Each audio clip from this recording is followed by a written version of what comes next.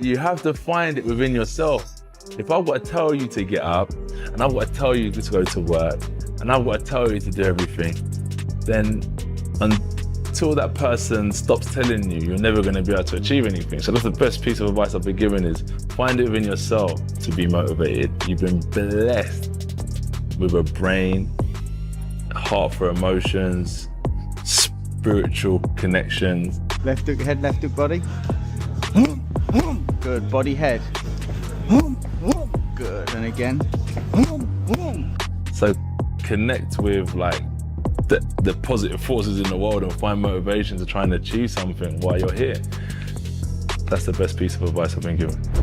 With just under 2 weeks remaining before Anthony Joshua faces Jake Paul and shakes up the boxing world, AJ is not just training. He is going all in like a man perfecting a masterpiece.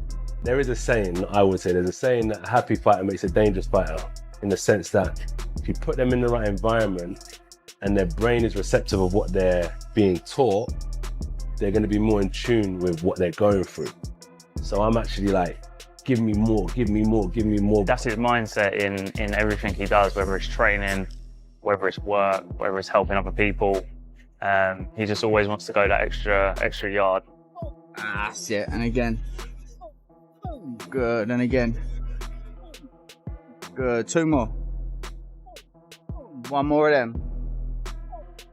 Good. With just under 2 weeks remaining before Anthony Joshua faces Jake Paul and shakes up the boxing world, AJ is not just training. He is going all in like a man perfecting a masterpiece. I'm just focused on myself. I'm confident in myself. Jake could be 10th. I'm confident in myself. That's what I'm saying. It's not about how he is. I just really like, I've got a good team. I've been through ups and downs. I've stood the test of time. I'm passionate. I'm hungry. And I'm still here ready to fight my heart out. So I'm confident in that. 2 more, 1 more good over in Spain. He has tapped into the precision of Usyk's team, sharpening every move, tightening every combination, and absorbing that smooth, calculated rhythm that separates great from elite. You can see the evolution happening in real time. Good, sometimes fighters will have a silent agreement where it's like, all right, you're not going to punch, I'm not going to punch. And we're just looking at each other. I'm not that kind of fighter. I'm going to be putting pressure on you even when you're not punching. So it'll be interesting to see how he deals with that type of pressure. And it takes a seasoned type of athlete to know how to deal with that. Boxing is not just the punches you see, it's the feinting, it's the distance, it's the, oh my God, I threw that jab. Yeah, the intangibles. It's going to be really interesting to see how he deals with the intangibles in that. This is not a casual camp or a routine tune-up. This is Joshua sharpening his edge, moving smarter, faster, cleaner, adding new layers to his game while staying completely focused on the challenge ahead. As the noise rises and the spotlight grows stronger, AJ's plan is clear. Improve, adapt, and enter the ring sharper than ever. Like, look it. He loses to AJ. Where does he go from here? You know, like, who does he fight? You're gonna go back down to 135? The problem is not that he loses to AJ. The problem is the way he's gonna lose to AJ might be life changing. Right. You know, so that's the real issue. It could be life changing in many ways, right? Physically. Yeah. You know? See what he did in Nagano. You know, it's like. But then again, like, if he gets knocked out, he gets knocked out. Nobody really expects anything. So, and if this version of Joshua brings what we see in Training to Fight night, trust me, the atmosphere will feel electric. And just when you think Joshua refining his skills in Spain with that elite technical polish has the outcome set, boom, here comes Ryan Garcia and his team, turning everything into a heated debate that feels like a late-night boxing podcast on full throttle. It's a whole different ball game. And when Jake gets hit by Anthony, like, do we even know how he can react to a big punch yet? We don't. He's never even got hit yet, like in a real fight. He's never taken a real punch. So that's what I'm saying. What about like, oh yeah, like AJ shot and you know he's getting knocked out a lot. But what about you? How are you gonna react when that big shot hits you? You think you're gonna snap back into it and know what to do? No, not gonna happen. I'm sitting here just like you, listening to them go back and forth and wondering, are we really in the timeline where people are even imagining a Jake Paul miracle moment? They are talking chaos, destiny, once in a lifetime shockwaves. And I can't lie, it's both funny and nerve-wracking at the same time. One side says this is a calculated masterclass in preparation, while the other side is painting a what if the impossible happens movie trailer, and that contrast is pure entertainment. Who sleeps? Anthony just sleeps. If Jake Paul beats Anthony Joshua, it would be the biggest upset in the history of sports. In the history of sports, correct? Not just boxing, in sports. Bro, and that'd be Jake Paul, crazy. bro, we'll never hear the end of it, ever. It'll be over. Jake Paul will be the greatest athlete of all time. You can feel the mix of respect, disbelief, and nervous laughter hanging in the air. And that is the magic of this fight. We are watching confidence clash with reality hype meet hard-earned experience, and every voice in the room sounds half serious and half bracing for a plot twist straight out of a boxing drama. One thing is clear though, whether you are calm panicking or predicting a historic upset, you are locked in. And so am I, because this is not just a fight, this is a heavyweight soap opera with gloves on. It's one of the craziest propositions of all time.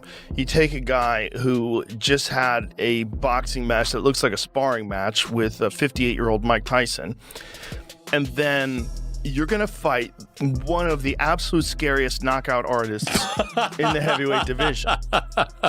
Maybe we should watch the Francis Ngannou fight so you could see. Let's watch that real quick, just so you can see what Anthony Joshua is capable if he's fighting someone that's not in his league. And just as we take in the image of Joshua in Spain, working like a man on a mission and sharpening every skill with elite guidance, the conversation switches into full Joe Rogan mode.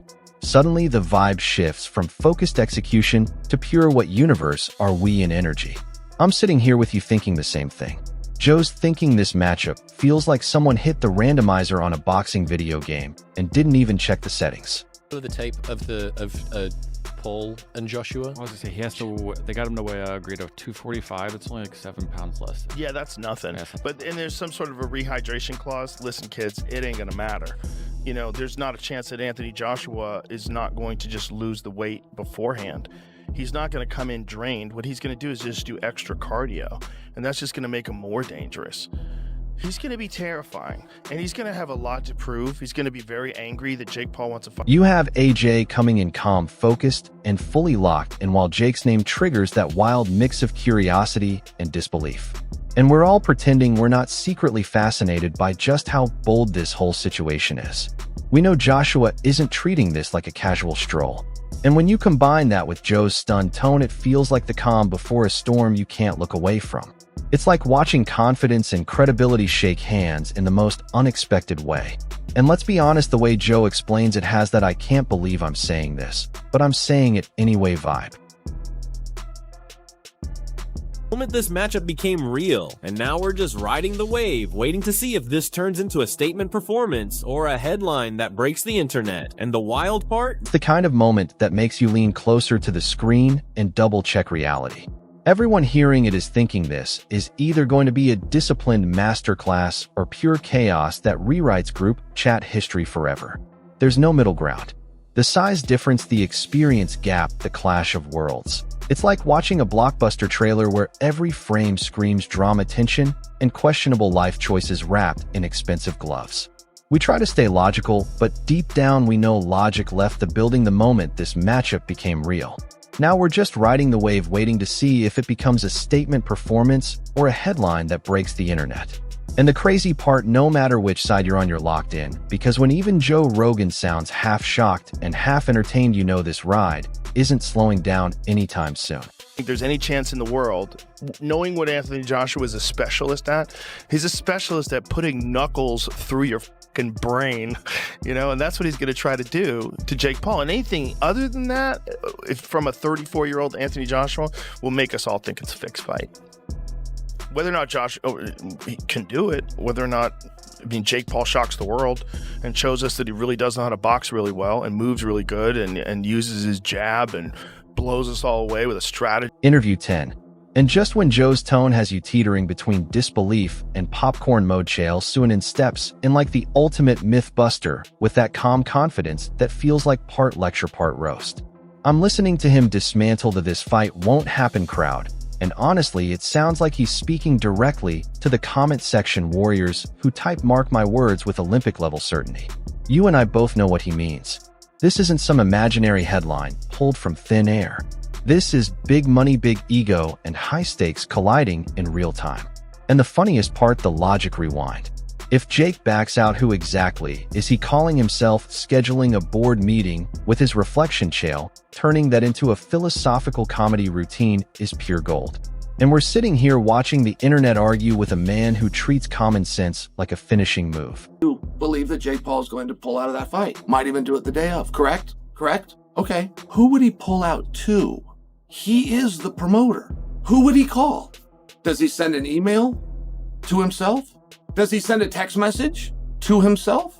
Does he schedule a meeting, come in and sit down, cross the table, and look in the eye himself? Like, it's the part that is the most fascinating about the whole thing, is that Jake would be the one to be the skunk at the garden. Interview 11. A lot of people think Jake Paul is going to pull out of that fight, maybe even on the day of. Correct. But who would he pull out to? He's the promoter. Who does he call? Does he email himself? Text himself? Schedule a meeting, sit down across the table, and look himself in the eye? The most fast. Paul carries around with him a puncher's chance? Really? So he's got the ability, he's going to throw something from some weird direction. It's going to have so much power, and Anthony Joshua may not see it. And by the way, if he doesn't, it's going to connect him, even though it's a 12-ounce glove, and it's going to knock him out. Now, knock him down, I think you'd be going a little too far. I would definitely take your bet on that with no limit. But this isn't a knockdown game. You got to knock the guy out. You got to knock him down and then keep him there for an alleged count of 10, which could be any number, but it's an alleged.